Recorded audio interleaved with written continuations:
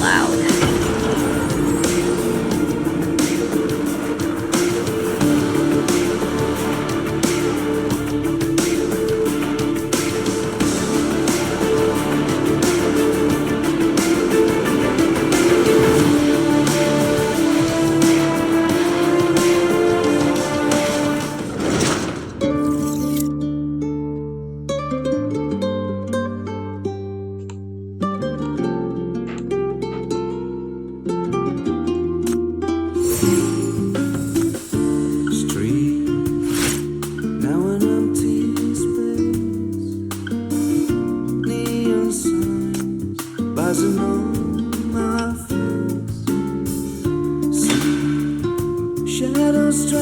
Well, it was made by Eureka.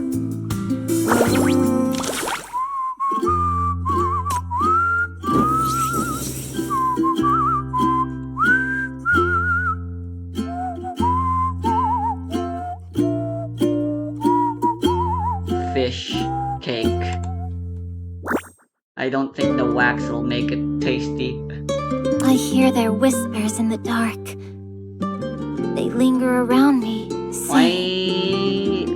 Or Dear am I not Chief. using the animated version? When will Hella get her allowance? Now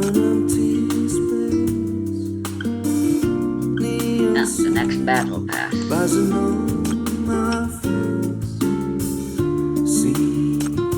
Shadows stretching in the dark, long figures walking, going up like sparks. There, on a new bench, a stranger looking for peace. Alright, I know you've missed me terribly. Here, it's on the house this time. Take a good long look to your heart's content.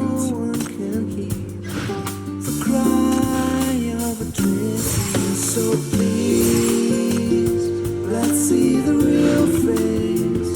Let's see the sweet light behind the mask of wine. Yes, so please, let's call her real name. I'm very surprised Senex would agree to The it. sound of the wind is a dance gifted to us. Passing by, living this life, but knowing what we're looking for. Gray, these walls are gray and there's no sky, but there's no hope, there is no shore. I know somewhere there must be more.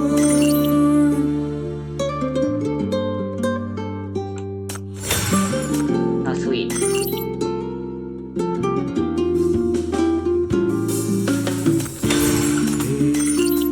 Basket is singing for no one. Bittersweet nights and days without sun. Be no shy, don't flee from the light. Don't seek for embrace in the arms of the night. So please, let's see the real face. Let's see the sweet light behind the mask of wine. Yes, so please, let's call her real name, and maybe she'll hear our cry. Days are passing by, living this life, not knowing what we're looking for. Gray, these walls are gray and there's no sky, there is no home, there is no shore. I know somewhere there must be more. Follow Nino-sama well, and don't get blown away by the wind!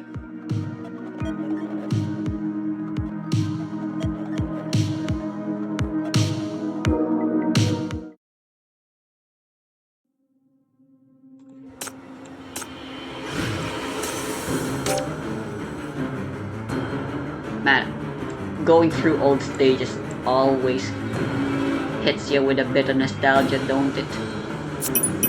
I'll relieve them of pain. Come with me. Let's take them down.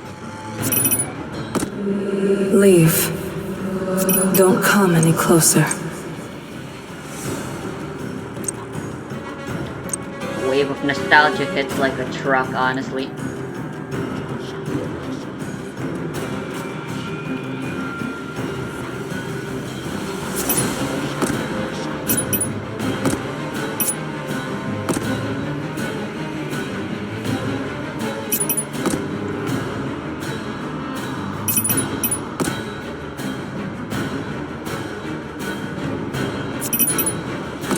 I should switch to a cooler battle model next time.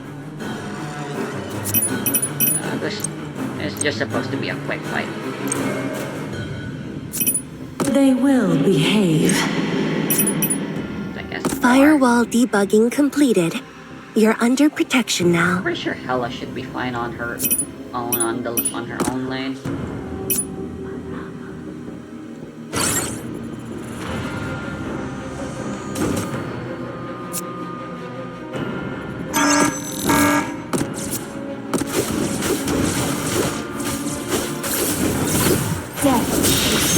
Death is your only destination.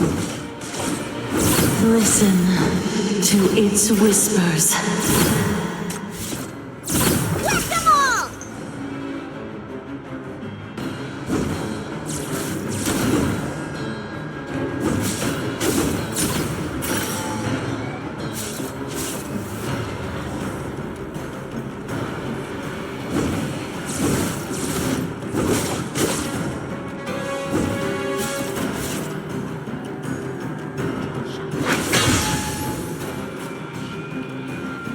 This kind of stuff is nothing to me now. Piece of cake.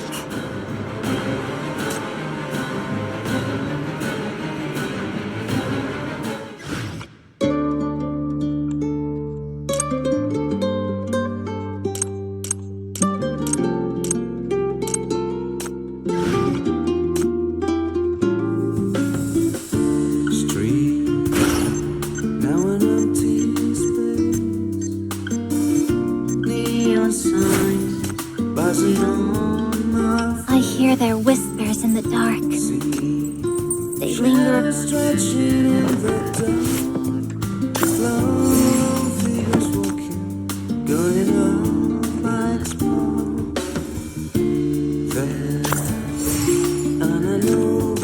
Strangers looking for peace while the shadows linger.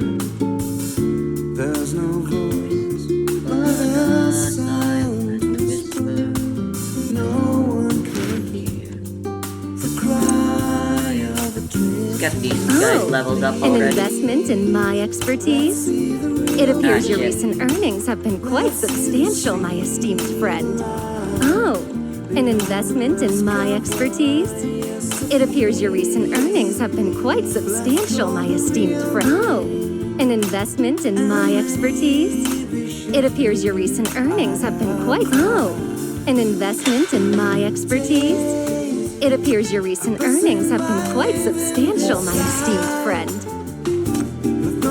Why is Path to Nowhere so laggy even when it's just on an emulator? Thank you for your trust. The parfait concept. Oh, an investment in my expertise?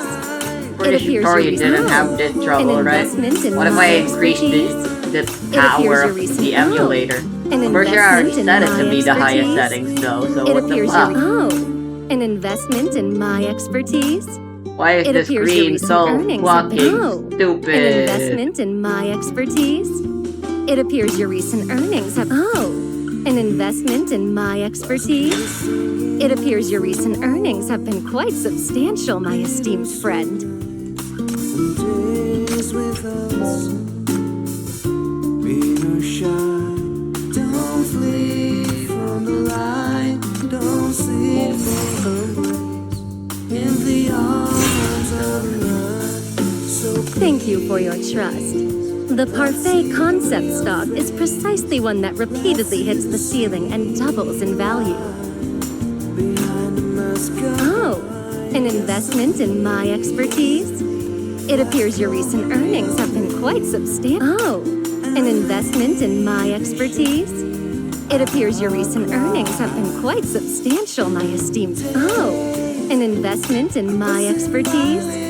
It appears your recent earnings have been quite substantial. Oh, an investment in my expertise? It appears your recent earnings have been quite substantial. Oh, an investment in my expertise? It appears your recent earnings have been quite substantial, my esteemed friend. Oh, an investment in my expertise? It appears your recent earnings have been quite substantial, my esteemed friend. Still going. But if you push the temperature too far, even this alloy reaches its limits. Crosslit becomes easier. The paired dislocations can now hop between the planes together. And in order to... Fuck.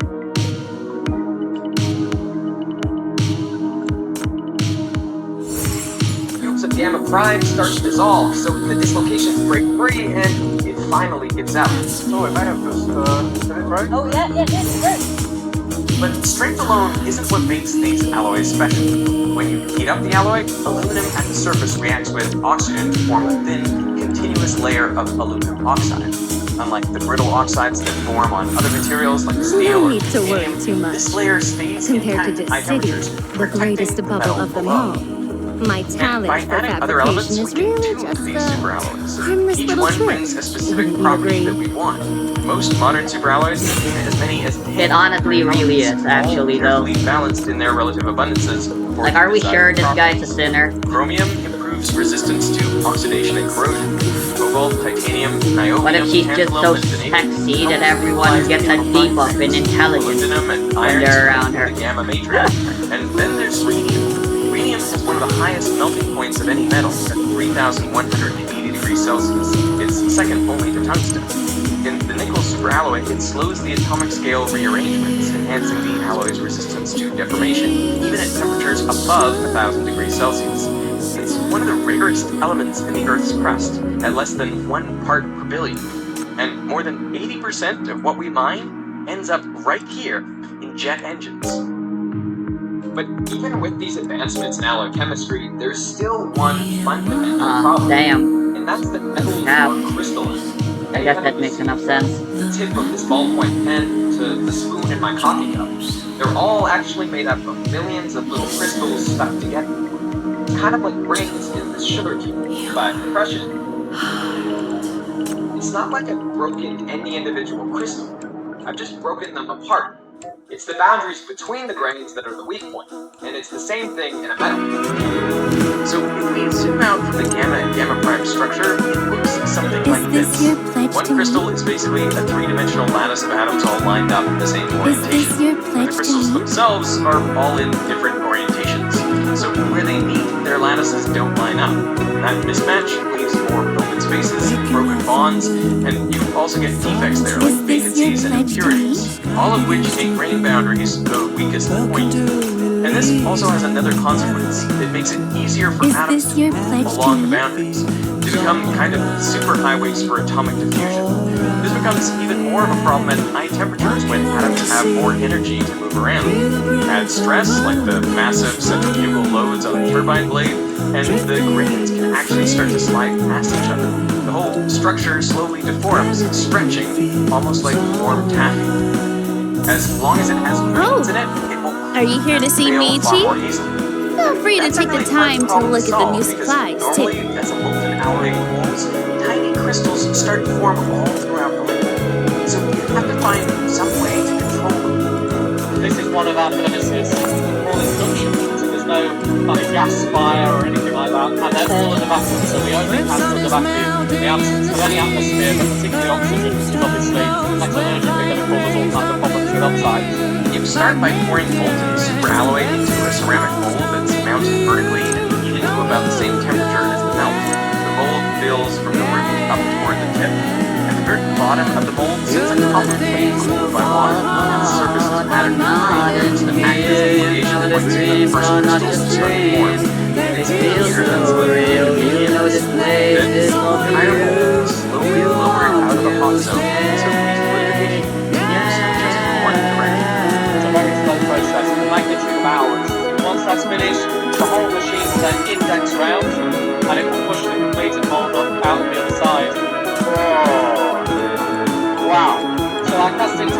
temperatures are roughly 1500 degrees Celsius. It's kind of at the same temperature now as it would be inside the jet engine. It's absurd. Like you're making the turbine blades at the same temperature that they're going to operate without in here they're liquid. Now, if we just did that on its own, you'd end up with a blade that looks like this.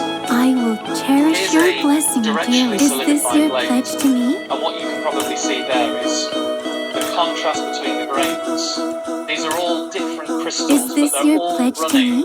on this axis of the blade, which makes it significantly stronger than an alloy that is cast, where all of the crystals are separate from each other. So Is those this are your like pledge individual to me? crystals? These are individual crystals, yeah, absolutely. So we're looking at Is this your pledge crystals to on me? kind of a macro level, where normally we'd be talking about crystals on a micro level. In a rotating turbine, the blade is being pulled along its length, with columnar crystals all lined up along the span. The blade can carry those stresses far more effectively. There are no grain I boundaries will to cut across the cherish your blade, creating blessing weak dearly. points for it Is to this crack. your pledge But to me? scientists have found a way to do even better. If you introduce a bend in the mold just above the chill plate, something strange happens. The Is this number your of pledge to columnar me? crystals that make it through drops sharply. And if Is you add this another your bend, pledge to me? even fewer survive. So engineers added a helical passage known as the pigtail here Is at the this bottom your of the pledge mold. to me? The pigtail is doing the job to select the single crystal. The spiral is going to choke out Is this every your other pledge to grain me? bar one. So we're only going to have one grain that is then going to grow through Is the this your entirety pledge of to that me? blade and cast that blade as a single crystal, or at least that's the theory. Is this your pledge to Crazy. me? So this is a starter attached to a spiral that we've etched so that we can reveal that structure. So you can see down at the bottom, we are starting to grow directionally solidified grains. But as we get up here, we can start to see that we're growing directionally solidified grains. And then as we're going up the spiral, the grains are starting to be choked out by the upper surfaces of that spiral, until when we get to the top, we're just as a single crystal. And then that then allows that to grow right the way through the blade. And what we should end up with is a blade like this. So this is a blade of a single crystal. It's a really I make impressive thing this to look at. vow to The shimmer love is beautiful. and cherish you Even if the blade always. solidifies, For it's still better, not ready for the engine. for It's worse, heated again, almost to for its melting richer, point. for And that might poorer. sound risky In because we've spent all this time sickness making sure it's a perfect single crystal, but this heating step lets the atoms shuffle around just enough to spread out even. And Are you form here the to see final Michi? desired microstructure of Feel the free to take gamma the and time gamma to prime look at the phases new that supplies, make too. these superalloys so strong. And as if casting as a single crystal is not enough, actually the orientation of that crystal is also of paramount significance. So you may have cast this as a single crystal, but if the crystal orientation is off by a certain amount, you get completely different stress responses within that blade. Today, after decades of development, over 95% of blades can be cast successfully as single crystals. Just think about how incredible that is.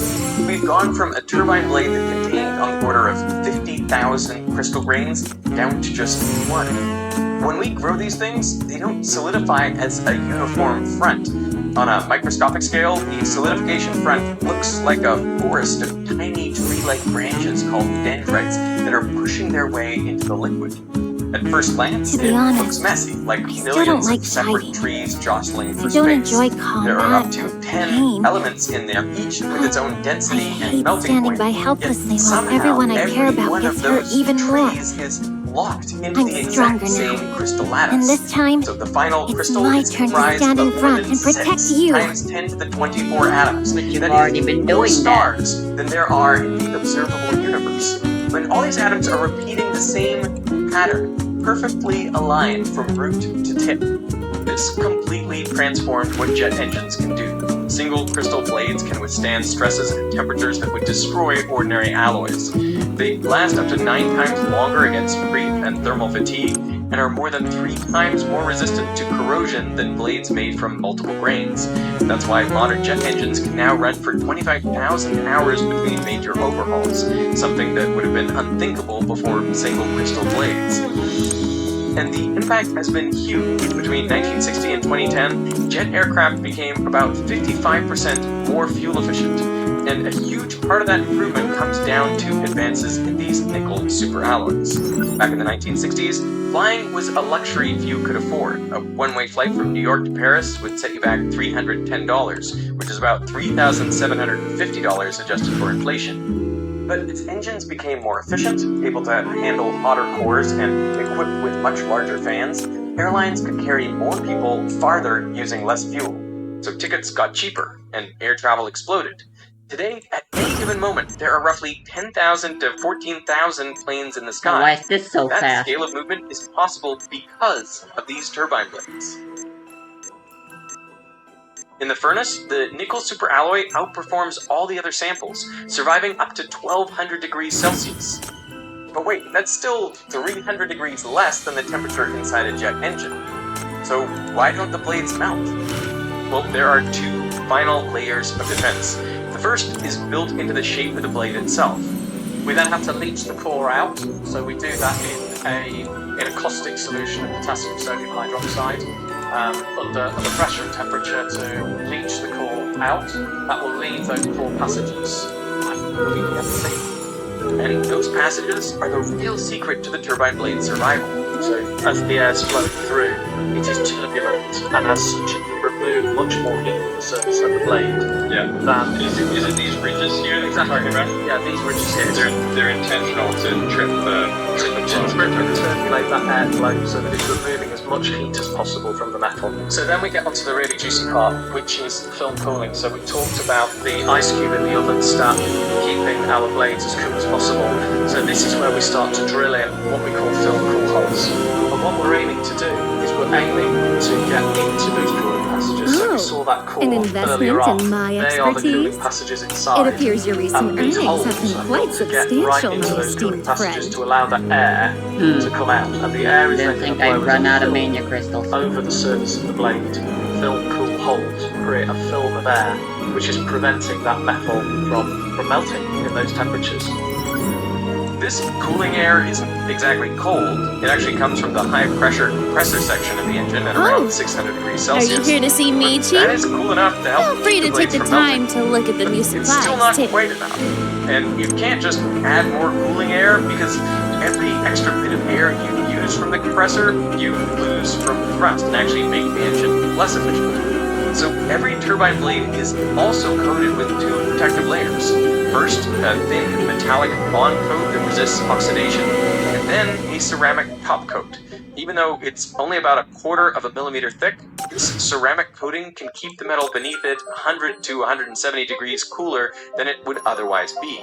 And this is the final barrier that stops the blades from melting. So now we've got this insane piece of engineering that can survive the 1500 degree gas, the intense load, the oxidation. Problem should be solved. Well, it would be, except for one thing.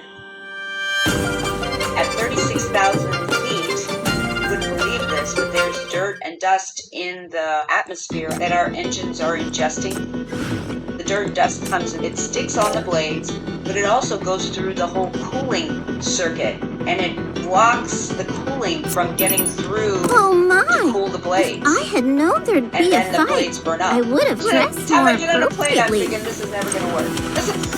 No, I mean, Dear it's incredible audience, how an engine let me can work. unveil There's this so many tale moving before pieces, you. There's so many parts, the environment's so terrible, and now we have this dust and I'll dirt, which is personally really see bad. them off on their journey. I'm at testbed I'm 80, so happy and they're you about came to to fire watch up my poop with this a jet glass engine and roses then on my grave. throw dust into it. The same stuff that makes up sand and volcanic ash, exactly what real engines encountered in flight.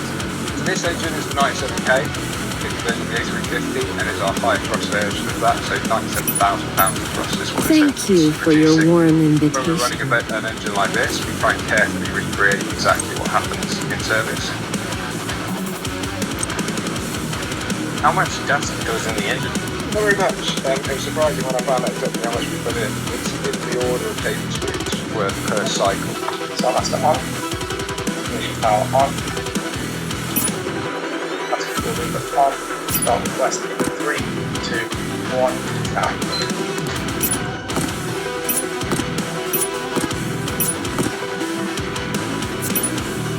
Well, what does the dust actually do inside a jet engine? So once it gets through to the hot section of the engine and hits kind of turbine blades, it's going to be melted. And so it sticks to the outside of like the turbine components, and it slowly rips layers of that thermal barrier coating off. And then you lose your temperature reduction that comes from the barrier coating, so that your nickel alloy underneath it gets hotter and hotter, and that's when it stops deteriorating.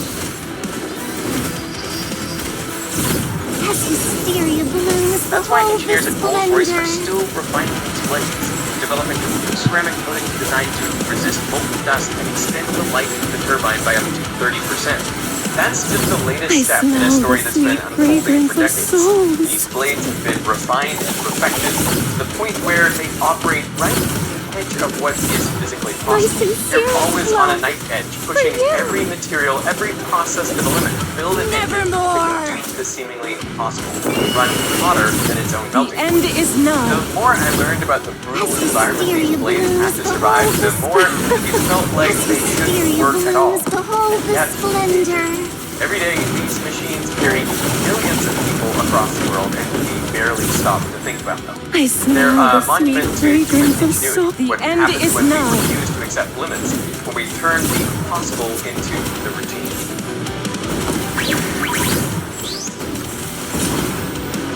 I can't grow a single crystal turbine blade in my kitchen, but with the help from this video sponsor, Yyyy, I can grow a crystal garden with my kids. The end is This nigh. month, they sent us their crystal garden chemistry kit. We set everything in place, mixed up the chemical solution, and then watched as colorful crystals started to bloom over the next 48 hours. Every few hours, my kids would run back to check how much the garden had grown. They were totally fascinated, and it sparked so many questions about crystals and atoms, how things arrange. Pretty soon we were talking about how metals are crystalline too, and setting ourselves the challenge of growing one giant crystal turbine blade style. I love how simple Yyyy makes this. Everything we needed came right in the box, so we could just open it up and dive straight in, doing the experiment. And it's not just chemistry, they've got crates for robotics, engineering, art, design techniques, and so much more. There is something for every age and interest. Yyyy crates also make a great gift for the holidays.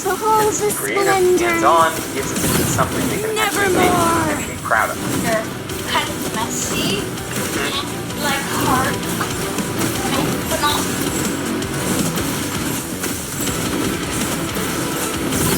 The end is nigh. I smell the sweet. As hysteria blooms, behold the splendor.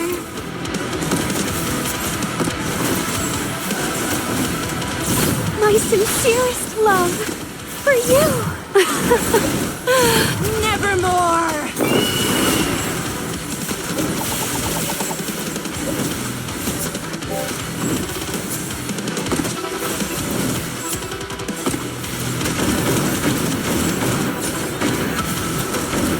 As hysteria blooms, the end is nigh. I smell the sweet fragrance of souls.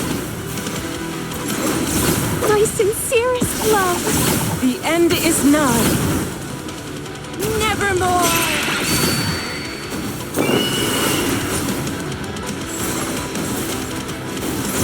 The end is nigh. My sincerest love for you. The end is nigh.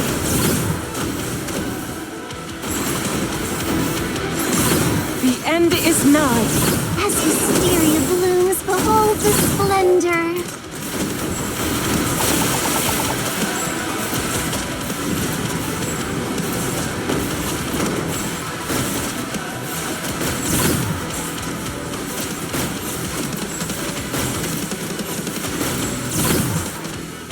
I smell the sweet fragrance of souls. The end is nigh. As hysteria blooms, behold the splendor. My sincerest love for you. Nevermore.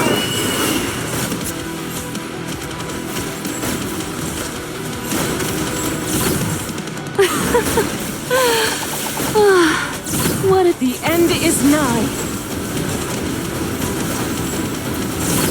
As hysteria blooms, behold the splendor.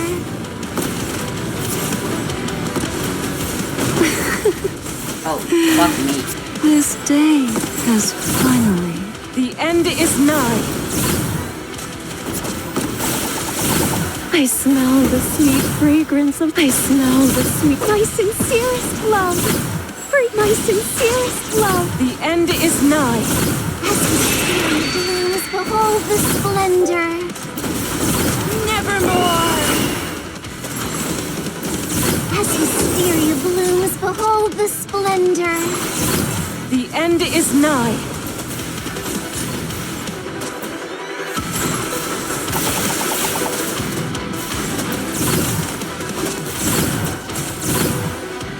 I smell this. The end is nigh. The end is nigh.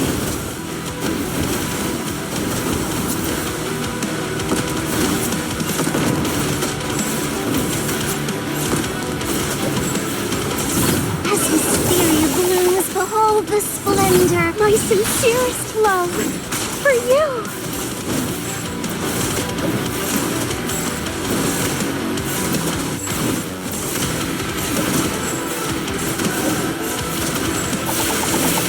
I smell the sweet fragrance of souls. As wisteria blooms, behold the splendor. The one I'm waiting for. Won't. The end is nigh. The end is nigh. It's just the bitter end of reality. This seems too squishy for this to work all that well. Considering how much of the stage eventually dies.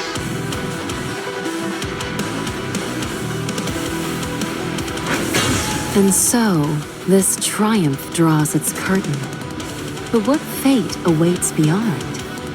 That is a tale for another time.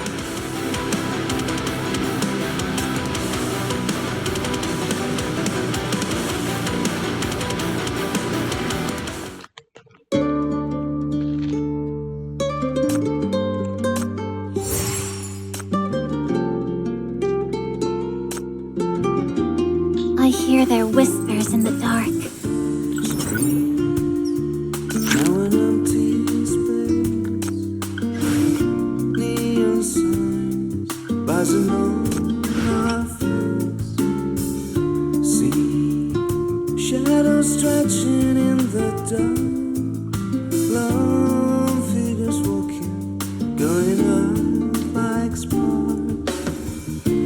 There on an old bench of strangers looking for peace while the shadows linger.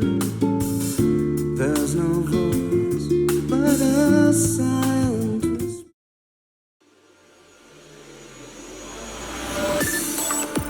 What?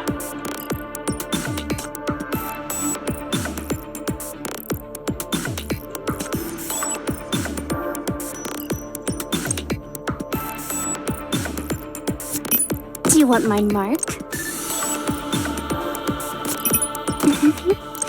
The phone is ringing. It's time for the toys to meet new friends.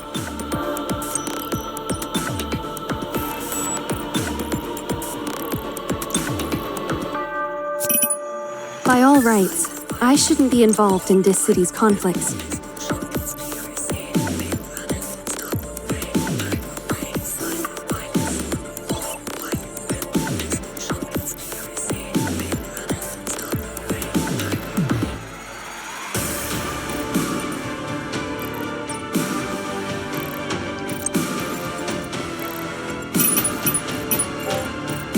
Oh.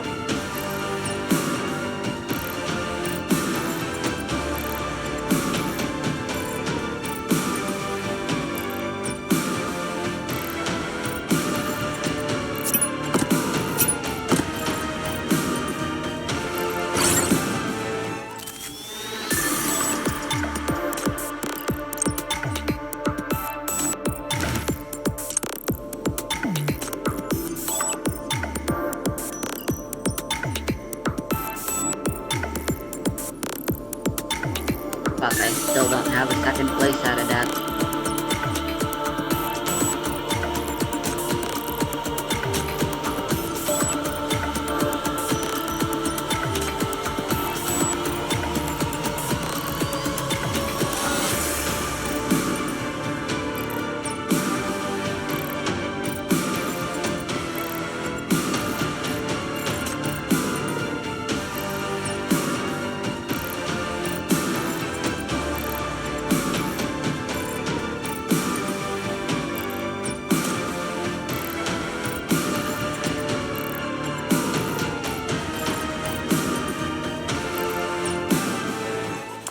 Spiral Rebirth is good for Eve, right?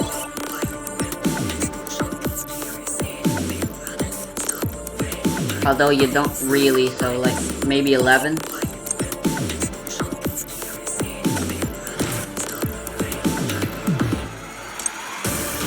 But you have a Reforge?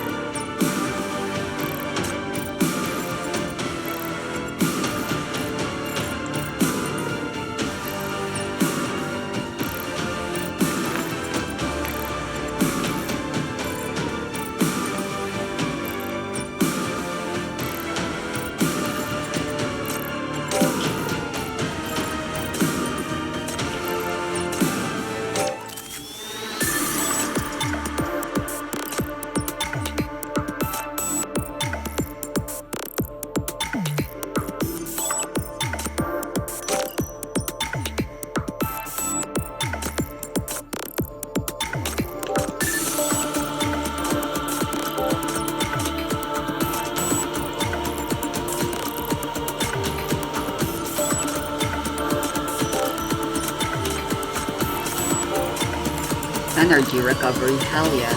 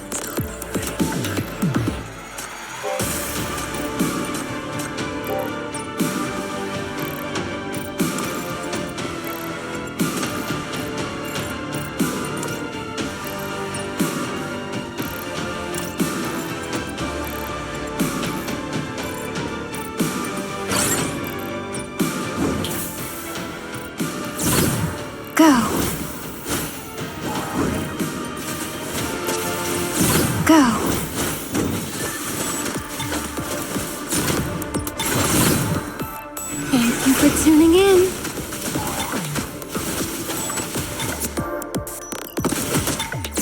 Roses bloom in sight.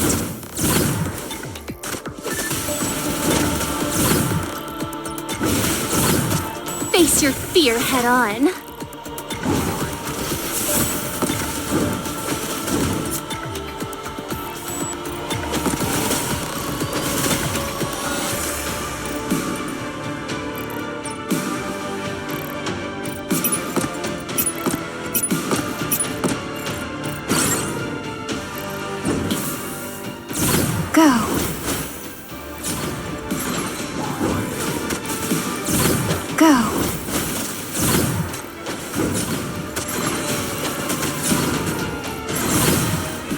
For tuning in.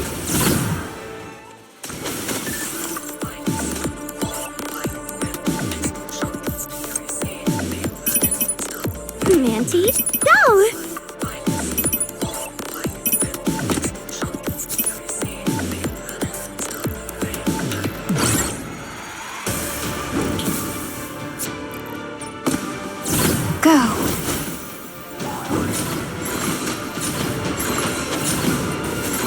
Enjoy the release. Go. Thank you for tuning in. Enjoy the release. Thank you for tuning in.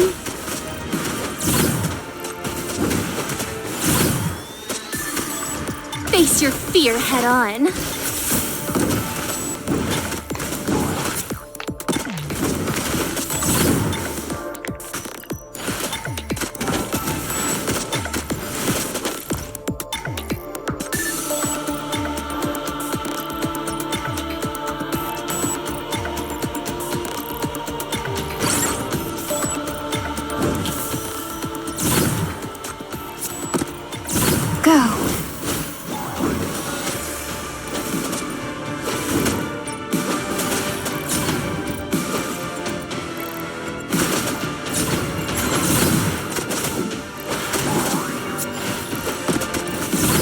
Face your fear head on. Thank you for tuning in. Motherfucker.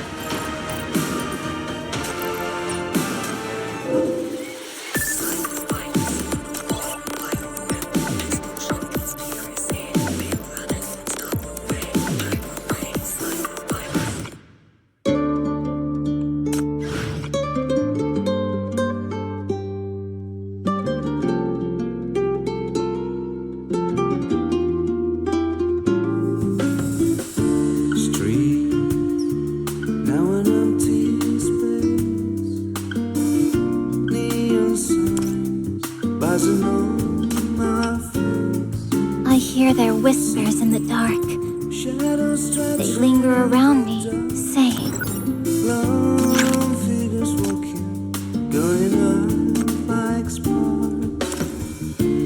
There, and I know a bunch of strangers looking for peace while the shadows linger.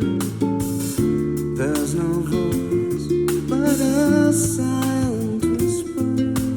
No one can hear the cry of a drifter. So please, let's see the real face. Let's see the scene. I can just do easy, right? Oh wow. Yes, so please, let's call her real name. And maybe she'll hear our cry. Take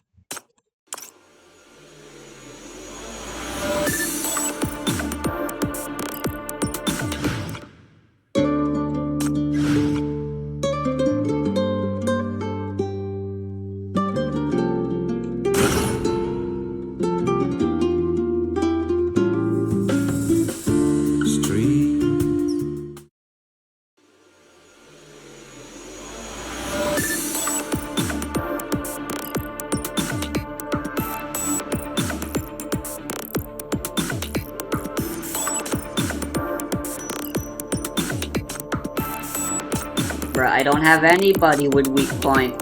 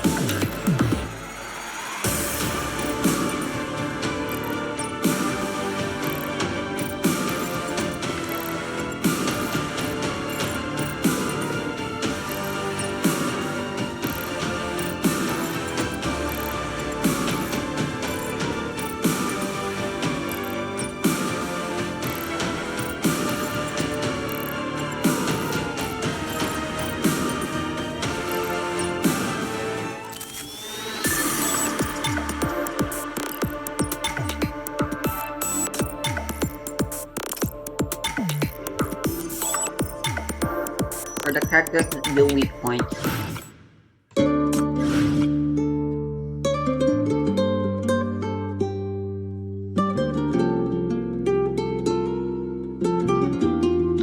Or I guess I do have the Rafana built. He's gonna have to carry. now an empty space.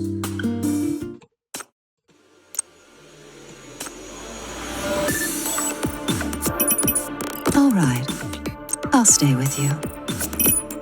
If this scene could be reenacted, what would be your choice? So you're in charge this time? This should be fun.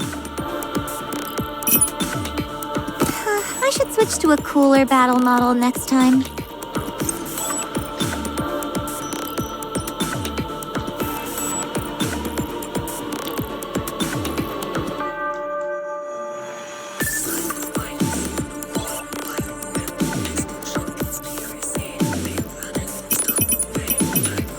Execution time.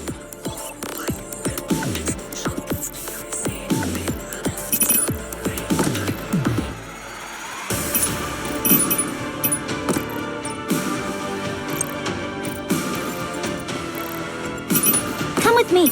Let's take them down.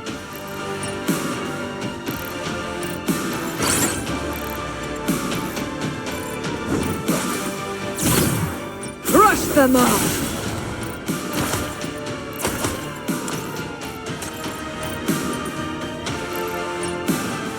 I didn't know they would start on the left side.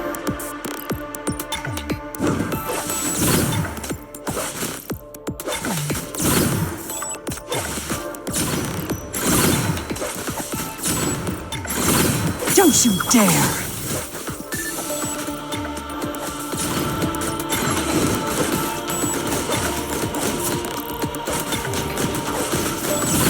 Don't you dare! Don't you dare! Crush them all!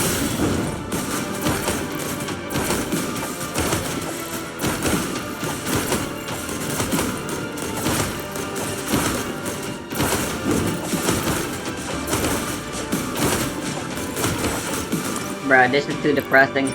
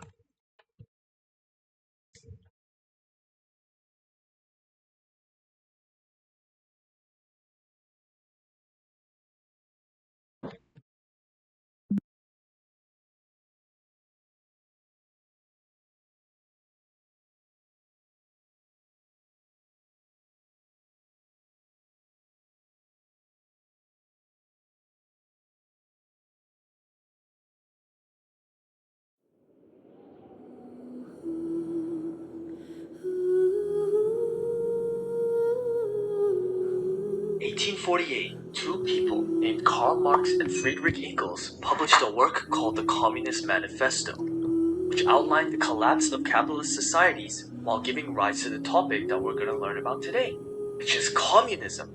And now, fast forward to the date 2025, where me and my Zero Skin will teach you the basics of what this economic ideology is.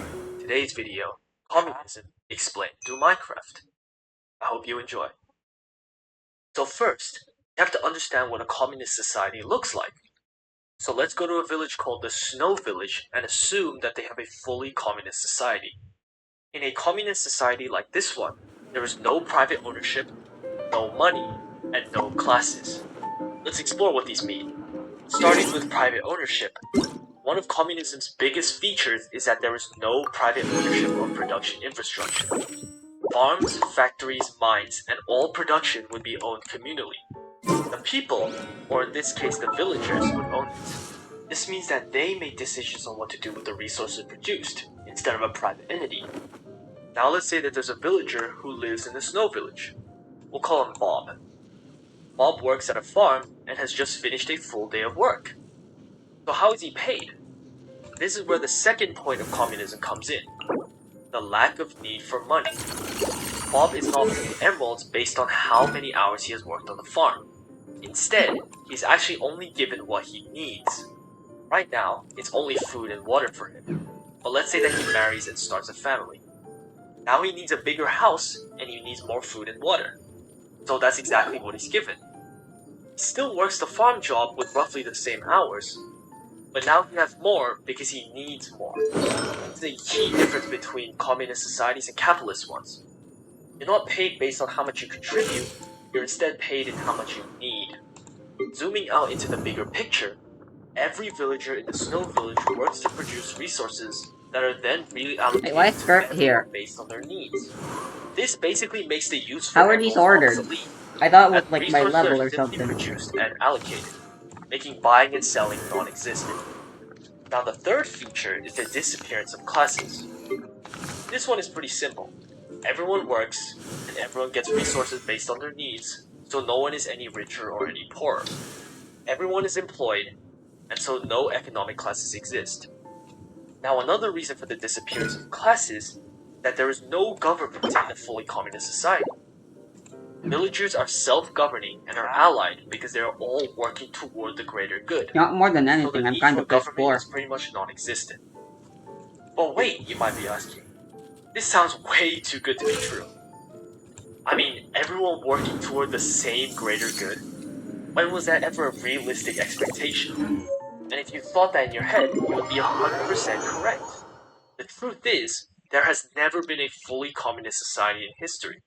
Because this kind of society has many utopian aspects that can only be achieved under very ideal circumstances. So then what about nations like Communist China and the Soviet Union?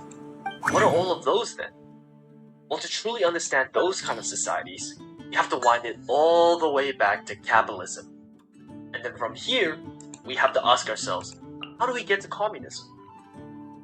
Now the reason we must ask this question What do you because mean, communist Ken, this is the societies reason can't we just obtain appear out of character? nowhere. You fucking They must listen. become one from an existing society. And all societies right now, and in the past, pretty much run under capitalism. Even in Minecraft, all villages use emeralds and trade.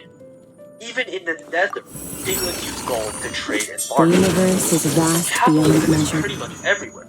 But how does a village, like say the Leaf Village, go from a capitalist society to a communist one? Well, this was a huge theory that Marx and Engels proposed. Imagine the Leaf Village is split up into two classes. The working class, known as the proletariat, and the ruling class, known as the bourgeoisie. To demonstrate this, let's say that a villager named Mr. Villager, I know, real creative, works under a company called Explosion Inc., a privately owned company. Now, the person that owns that company is a man named Set. Since he owns the means of production, Set is considered the bourgeoisie.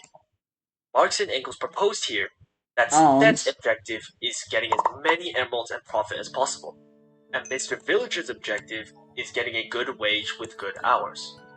Now, their theory said that they have a complete conflict of interest here, one that will result in Set exploiting Mr. Villager for cheap labor while he suffers. Now remember that this is only one relationship.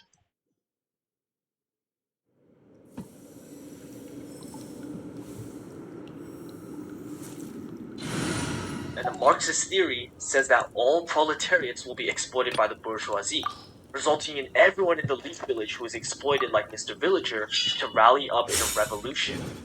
This ends in the working class overthrowing the ruling class. And this act of overthrowing the ruling class is the first key step in the Marxist theory. If you insist on putting yourself to the test, Lay bare. Show no mercy! Yield. Hear my prayer. So many different countries. Suffer the wrath of evening! Get to Socialism is a transitional phase from capitalism to communism. They say that the revolution was a man-made zero in power of the people. And now makes notable changes like taking control of production. Show no mercy! Fulfill our pact! Lolline, East Papa! Bring it. Also exerts Do your work. the economy. oh great! Now you're just paying me. Now this is where the communist at. The reason we're not communist yet is because of two big hurdles. One of the hurdles is because once leaders like Zero gain that much power over the economy and many aspects of the country, that tends to not end with them giving it up to communism. Show no mercy! It's called handing You two! Time to end then this! self-government.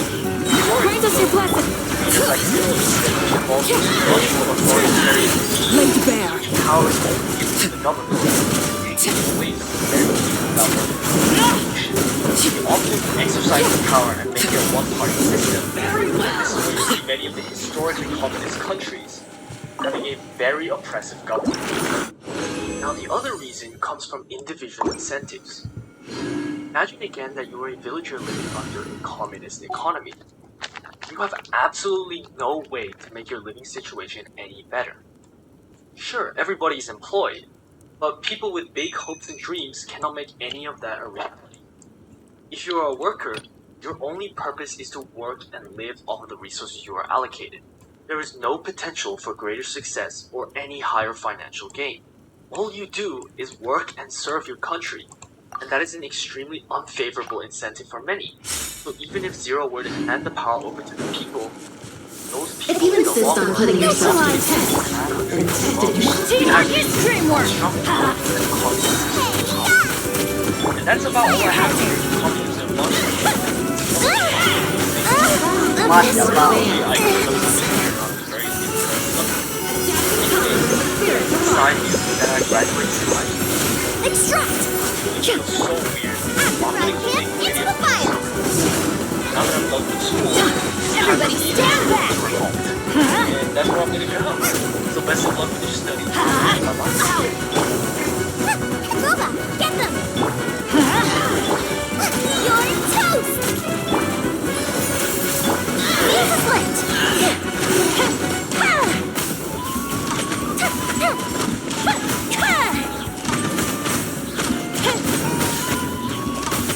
Very well. Consider your strength acknowledged.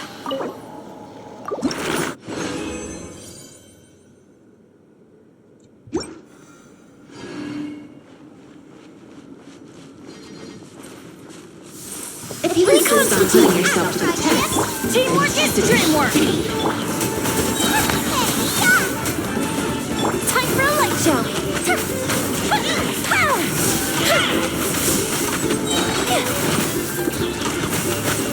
adaptive color, spirits alive. This'll brighten up the place! I'm going in! Nova, get them! You're toast! The fuse is lit!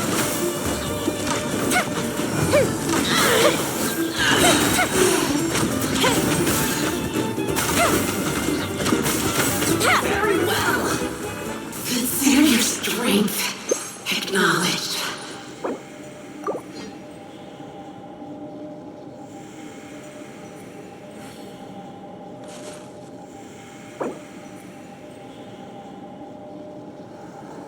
Socialism. It's one of those definitions that seems to run away when you're so close to catching it. Just like this ocelot, it always seems to be changing its route. And it doesn't help that people on YouTube videos and on TV have so many differing opinions about it. So today, I'll be building the corner that you can back the ocelot into with a simple explanation on socialism. Hey wait, come back, no! Okay, anyways, welcome to Socialism Explained for Minecraft. I hope you enjoy it. So first, why did socialism even emerge? Well, it began as a reaction to the capitalism seen in the Industrial Revolution. If you insist on putting yourself to the test, then test it yourself. Hands where I can see them! Let's say that's set here. Light up the blazing sun! For the meat production. Thousands and thousands of efforts Heads up! of the effort Here are we by coming! the workers. Spirits alive. Heads up! You barely see any of those efforts pass, and yet how the workers Quick as a flash! Start the clock! Light it up! Rush from the sky! Socialism became popular. Instead of the means of production, such as factories, mines, and farms, being owned by Was a private cheap shot! individuals like sex, would be owned instead by the society as a whole. Drop your weapons! Very well. But why is this necessary? Consider your strength Well, with social ownership, acknowledged. that all the emeralds produced from the labor and effort from the workers doesn't just purely benefit one person who isn't even involved in the actual labor, and instead, all the workers have made it happen. So what does social ownership look like in practice? Well, to illustrate it better, let's look at this company called Explosion Inc., with Mr. Villager working under it. The first way to achieve social ownership is a worker cooperative. This is when everyone that works under Explosion Inc. also controls it and owns a part of it. Each of the workers take a share of the profits that Explosion Inc. makes based on how much labor they have participated. They all also have a voice on how it is run, with a democratic style voting. The second way is nationalization. This is when the government takes control of Explosion Inc., either through direct seizure or buying out a majority of their shares to take ownership.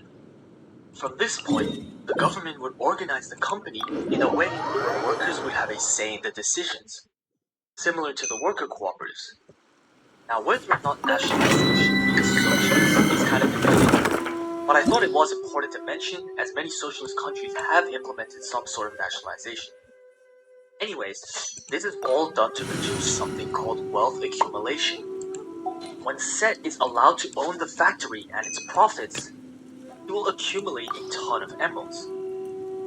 Same with all the other people who are within the owning class and own some sort of means of production. This means that a small minority of society will own a big majority of the emeralds. This is a key effect that socialism seeks to reduce. Now, there have been other methods to try to achieve this goal. Speed of light. Hey! Attach more emeralds. Ding dong, weather bomb! Chihuahua! Wait, hear me! That means that everyone... Don't blink! Nowhere to hide! Well, now let's say that Set's ownership of this factory is gone. What is he actually allowed to own? Speed of light! Well, it all depends on what he owns. Let's look at his factory. Set owns the factory for profit. He runs the factory on the premise to maximize profit. That, in the socialist sense, is considered private property. Now, let's look at Set's house. Set doesn't use this house for profit. He uses it for his own use, to live in it, to sleep. This would be considered personal property. Now, socialism seeks to get rid of the private property through the methods like worker cooperatives that I said before, while allowing personal property to still exist. So Set's house is safe. Now that we've talked this much about socialism, can we see it in the real world right now? Well, yes. Although a pure socialist society is very rare, you can say the same thing about pure capitalism. Quick as a flash! On my mark! Justice will prevail! Stop it! Kapow! We have private also has Pyroclastic surge! pure socialism. So as I've said in so many other videos, Hero incoming! scaled too far towards capitalism or socialism and be sustainable. It's always smart to have elements from both. And with that, that's the end of the video. This topic was a heavily requested one, so I hope we did a good job on covering it. And to you, I hope you enjoyed this video. Best of luck with your studies, and bye-bye. Now, socialism seeks to get rid of the private property through the methods like... Bro, oh my god.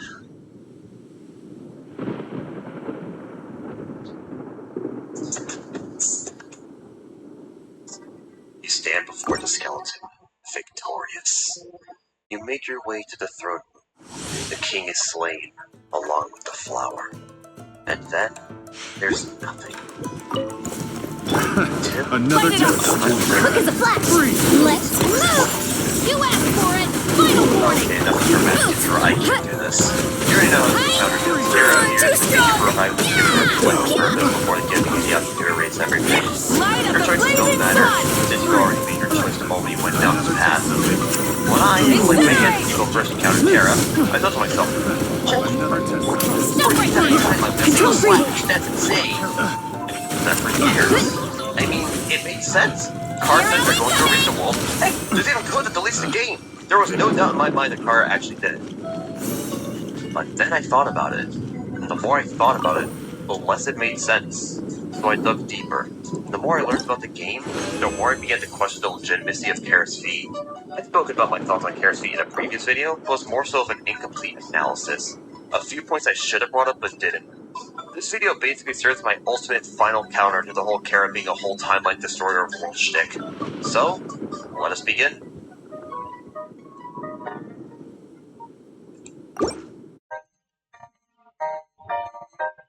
My first argument against Kara is the definition of the world. So obviously, we have the humans and we have the monsters. Undertale takes place strictly in the underground. In the Geno realm, who's being targeted? Geno. The monsters. Genocide. In the higher realm, you ally yourself with Flowey, and you attack monsters. At the end of the run, Kara says there's nothing left in the world. Look at how Kara does that work. You've only gone for the monsters, yet Kara says there's nothing left in the world. Mind you, the humans still exist, so either Kara is blatantly wrong, or they're only specifically talking about the underground. My next argument against Kara's legitimacy is the barrier. In the true lab, we found that the barrier logic could be only destroyed using soul power. This dude doesn't have a soul.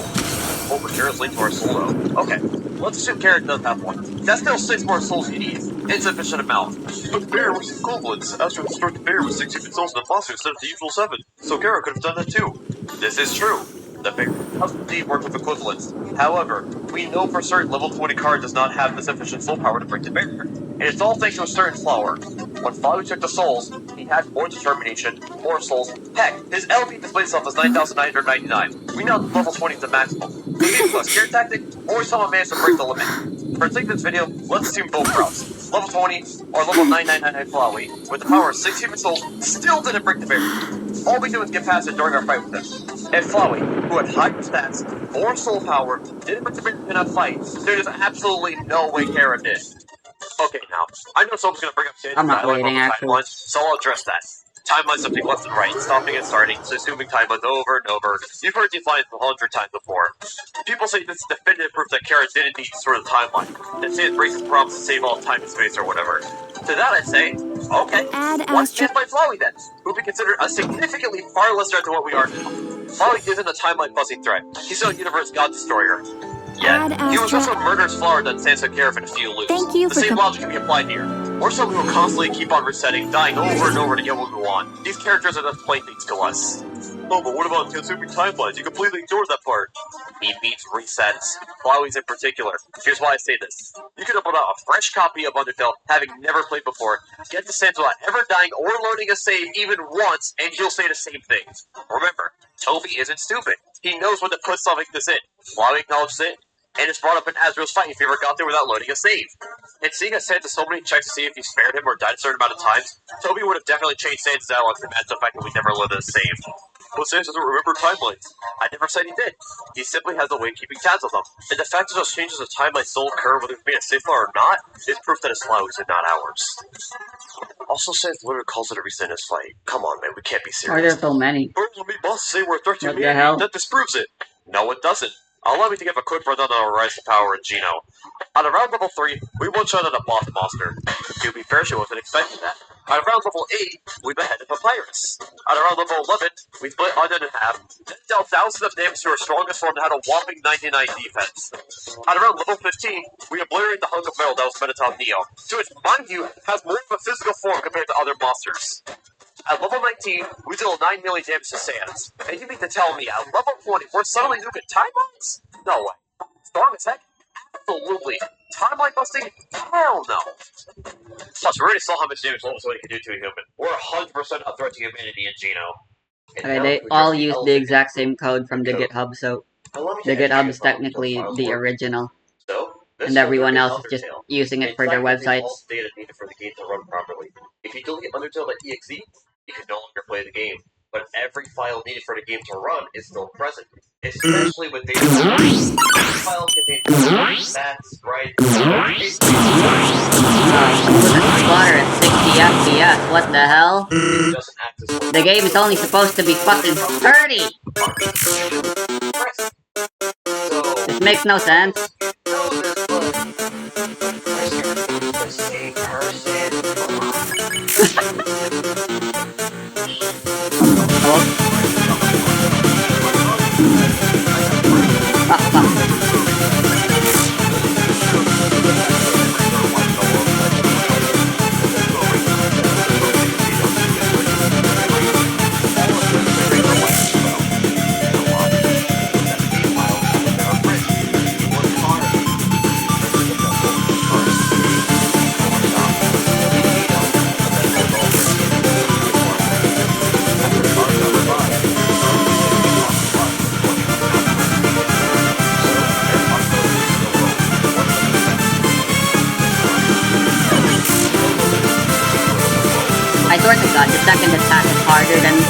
everything else in the first phase.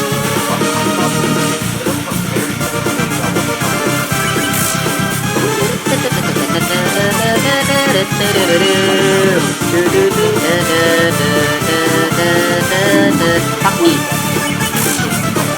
That's what I get for trying to play fair.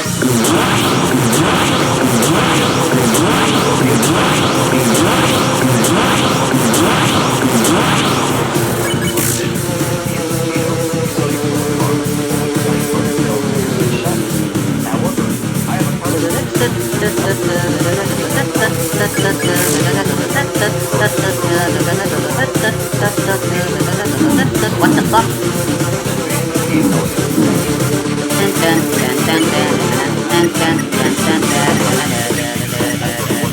We're in a fucking conservation plan. Excuse me, I meant... Fuck my AI Undertale, man. God.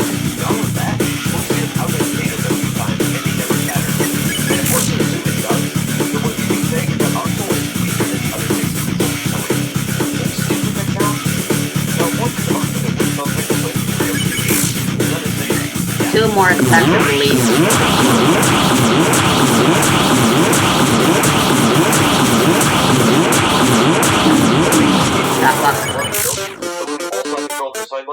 Yeah, there you go. Suddenly that line makes so much more sense now. When Kara talks about bringing back the world, you need to remember, Kara still has the save file. I gotta lower the volume, holy shit. To bring everyone back. You might believe this to be strictly a true pacifist root feat. However, if we look back at Flood's passive setting dialogue, he's clearly aware of true reset, so he must have done it himself at some point. So it's safe to assume that's what Kara does here too. There's still one more argument someone could bring up against this.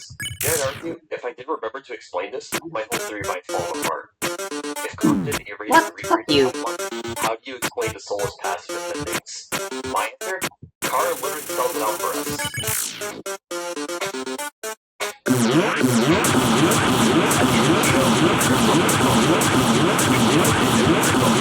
Oh, they even programmed in the focus movement, where you move slower if you're holding down shift. That's funny. But at the same time, our terminal check that their original plan to replicate humanity. So, our opportunity. Our deal with Kara is basically us accepting terms and conditions. If Kara is going to plot out, you have what to bring to the world by the first gun to show you further. How's that sound? I don't think it's going to feel like that. Instead, it shows us the consequences.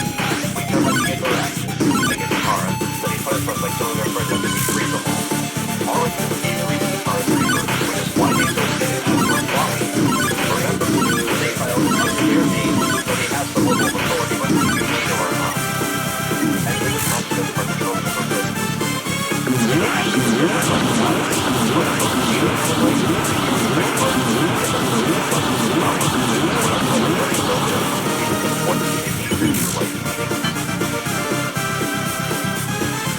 So now we recap.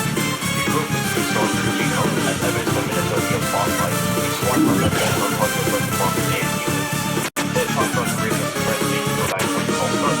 During this time, Kara realizes their new purpose is to find a wolf for us, as well as Rio has a for us. We already destroyed Underground Wolf, so Kara dismisses us. But it's just that EXP wanted us to wait and help us instead. Let's look at the first way to attack. Kara is the deal with us. And our soul is built for reset. Doing a massive run with certain soul and brick. But as it's gone, Kara is the one thing will drop back to God, doing this fair is really hard. But I can't do the cheese. I think they might have not been able to program it properly. Oh, it's the final attack. So yeah, that's my theory. Is there any other kind of place you have to break? Yeah, don't know how to do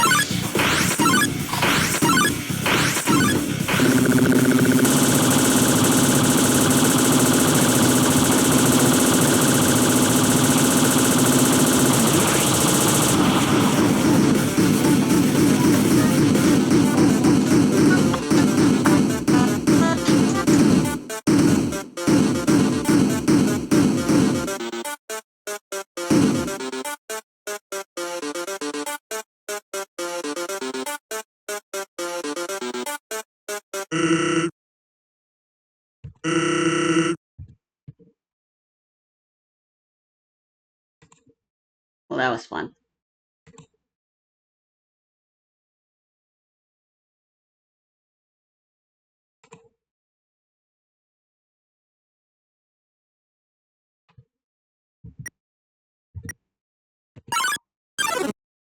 Oh god, it's in full screen. This is my first time doing these. Why? Can I only check?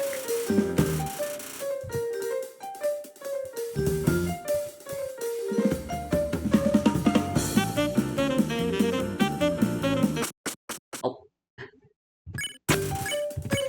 Didn't mean to.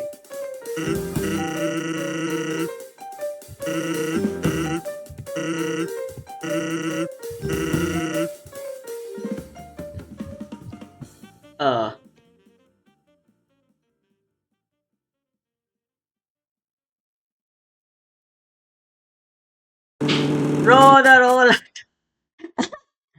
Okay, fuck, that's my fault for spamming.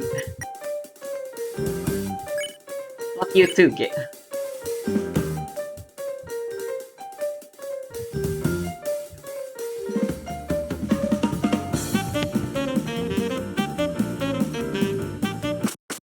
No! Okay, this is surprisingly harder than the videos made it look.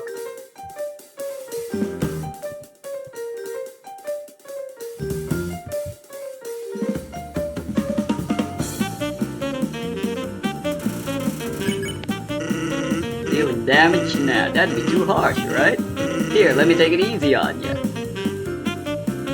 Too harsh or you literally just can't. No!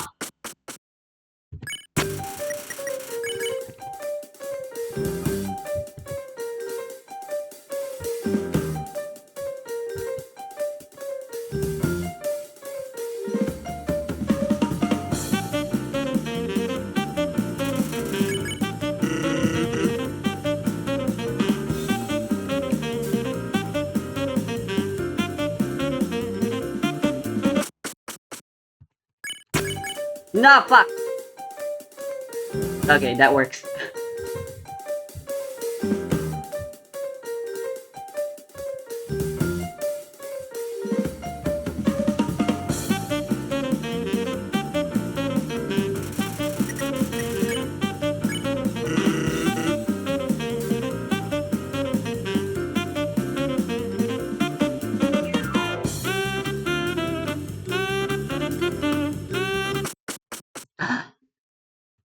You touch even the slightest bit of the edge, and the worst part is the edge is hard to tell because the game's still in 4:3, but I'm in widescreen.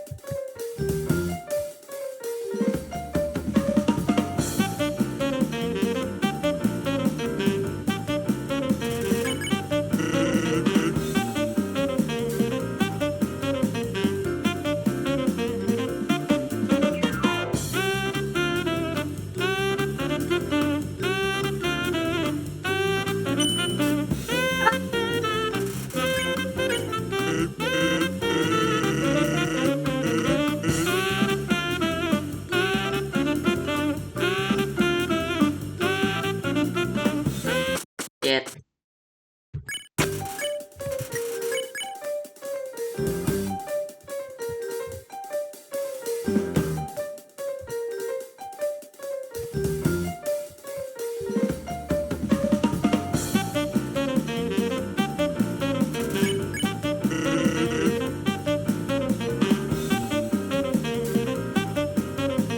Been a while since I watched those videos, since the 10th anniversary stream was quite a while ago.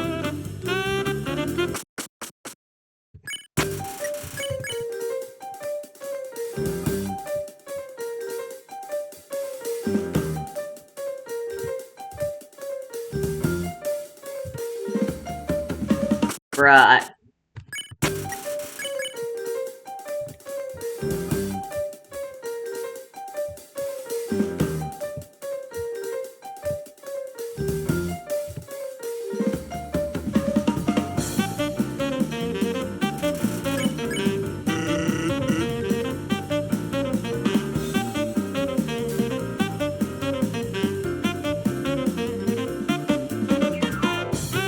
It is cool how Toby Fox somehow managed to outperform every single fan-made Pacifist Sans boss fight.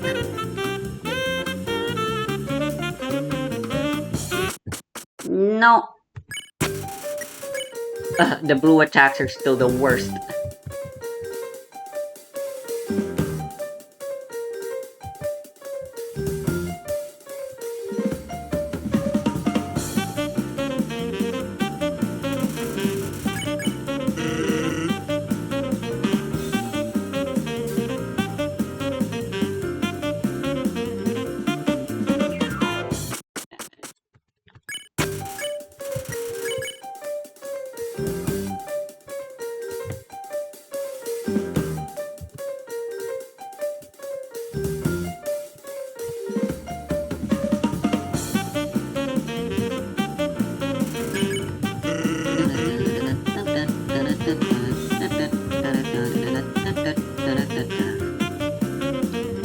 The jump arcs are so much better than in Hollow Knight. Fuck me.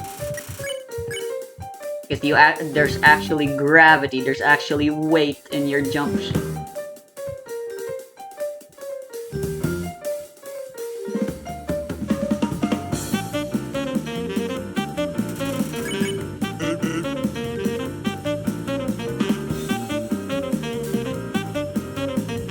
Notice how you move slower once you reach the tip of the arc of the jump.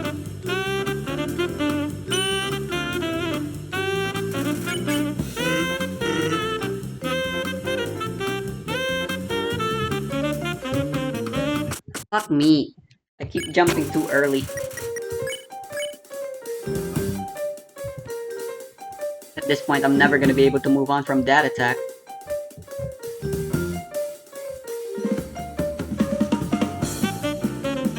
Like, this makes a lot of sense, right? Of course, when you don't have any karma or whatever, Stan straight up won't be able to deal damage to you, since that was the only reason he was able to fight you in Genocide.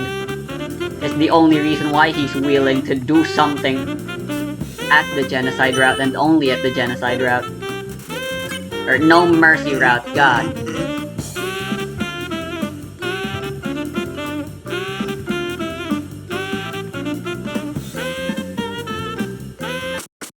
Oh fuck, the bones are moving.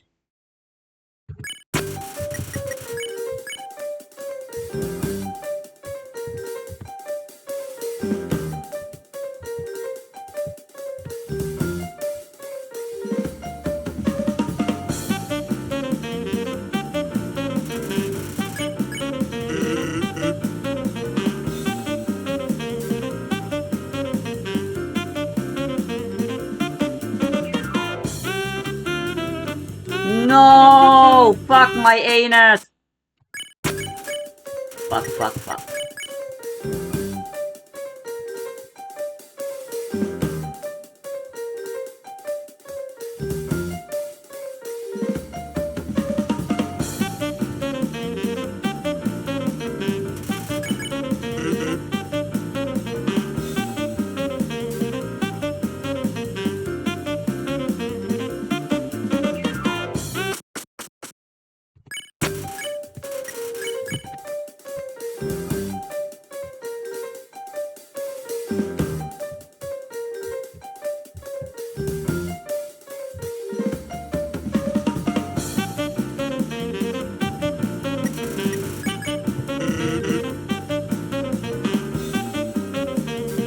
What?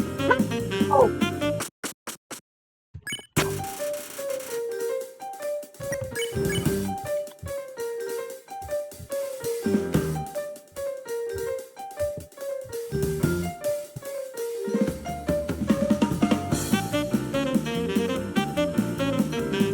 Oops. If I go too far to the right, it's gonna be the same thing.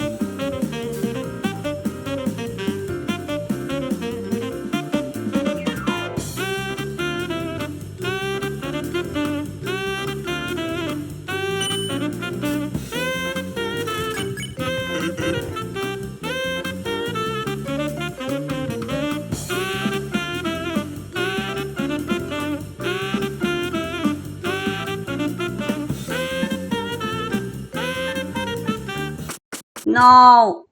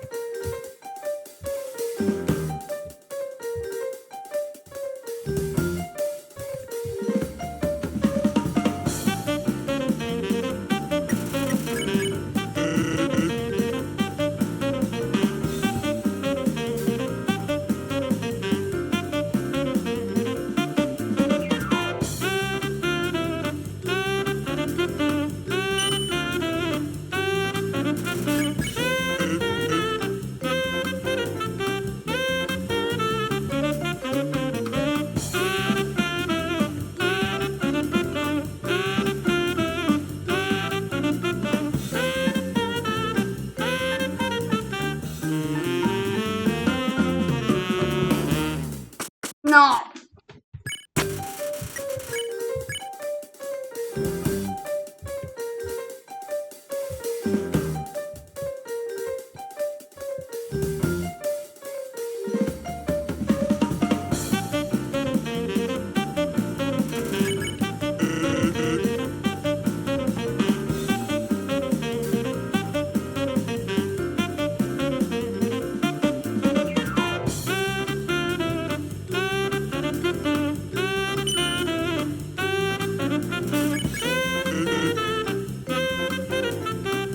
Oops. Fuck.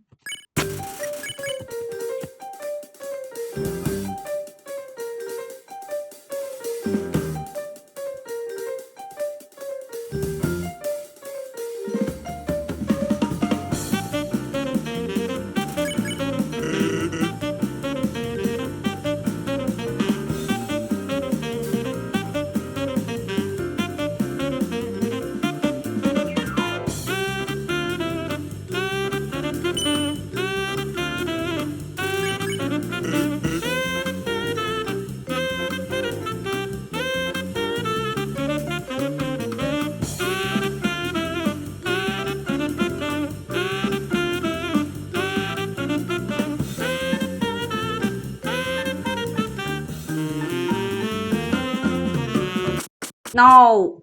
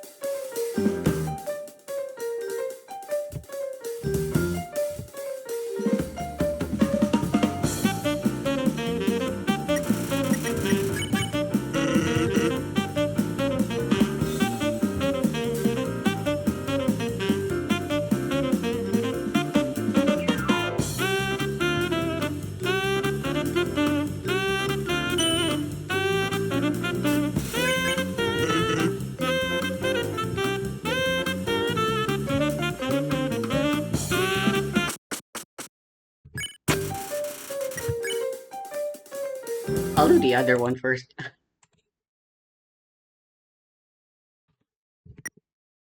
Controls. Oh.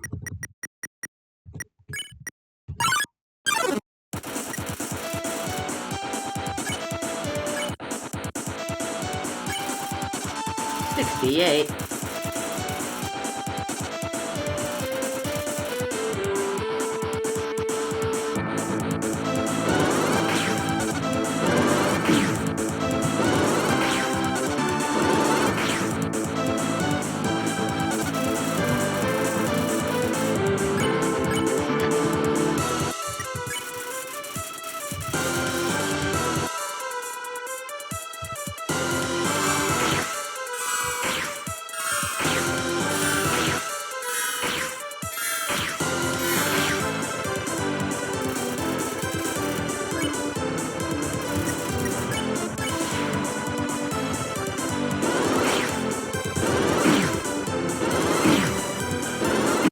Oh!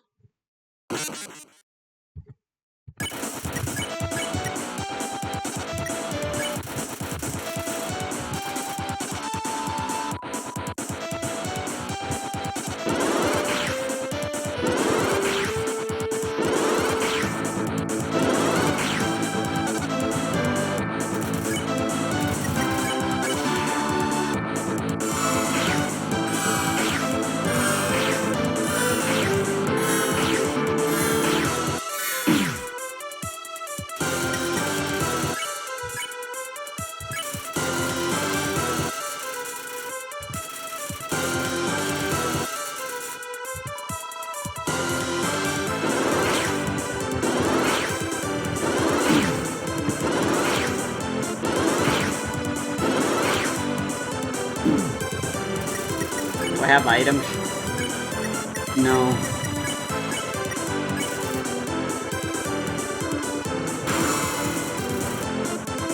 What?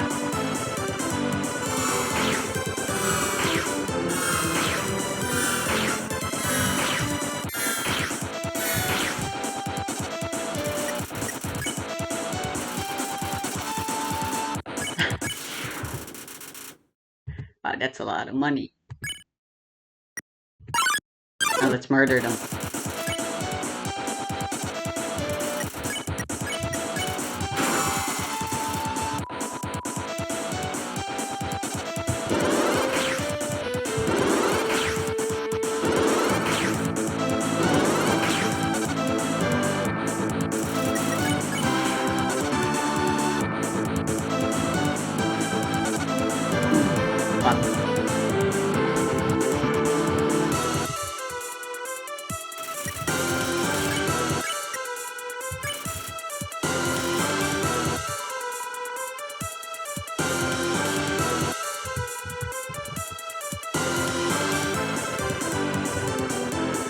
This makes me want to play actual bullet hell games.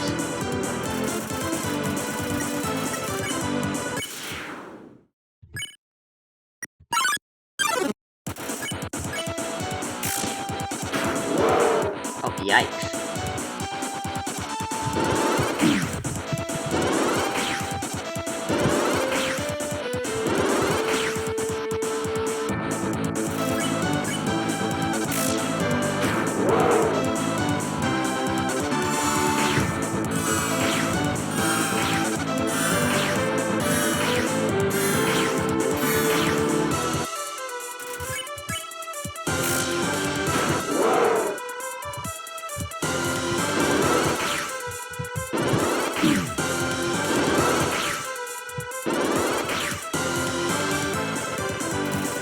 Why am I so bad at following my own advice?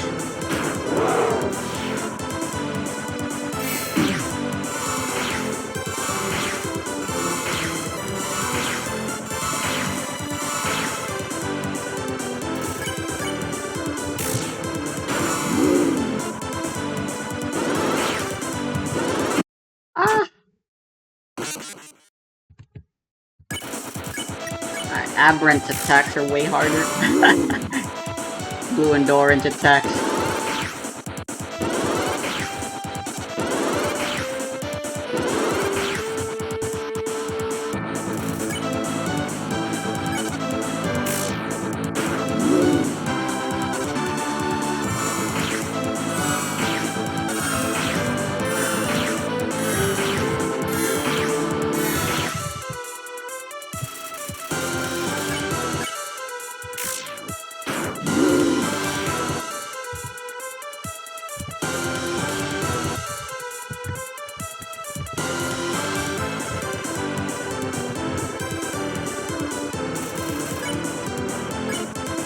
It's so much harder since it's in full screen.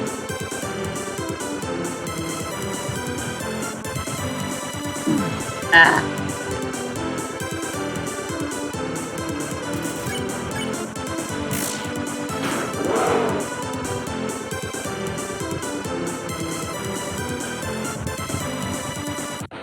Like, I didn't know you could do full screen on Undertale. The F4 trick is something taught to you literally at the very beginning of the game. Even before the frog that tells you about it shows up.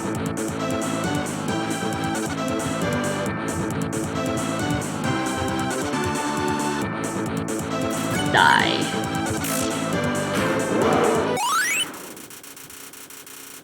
Damn.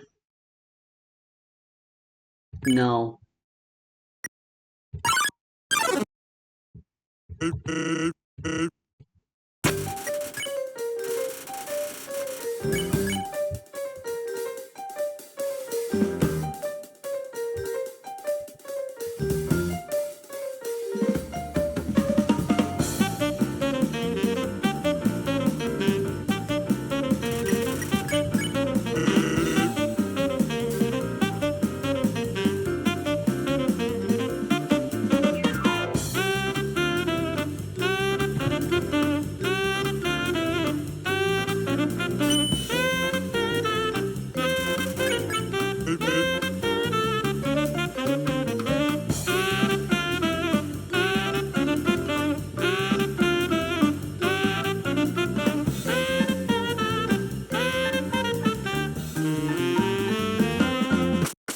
Yeah. God, I fucking hate blue attacks so much.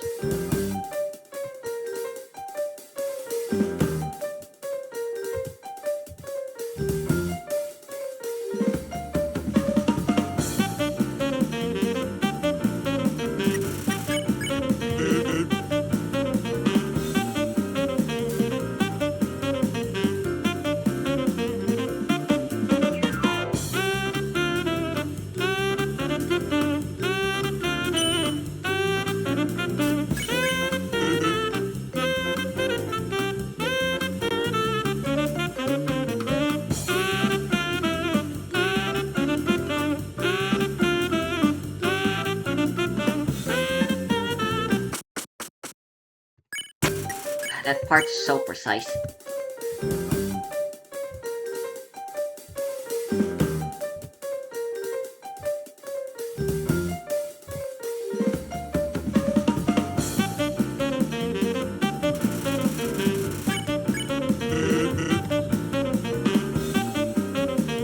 No shit, fuck me.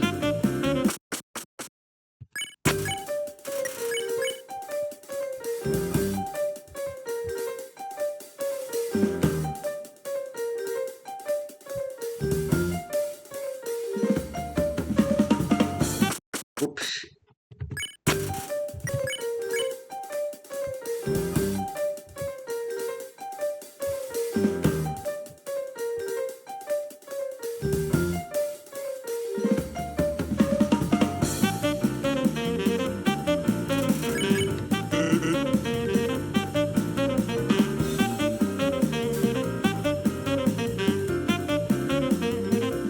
Bruh.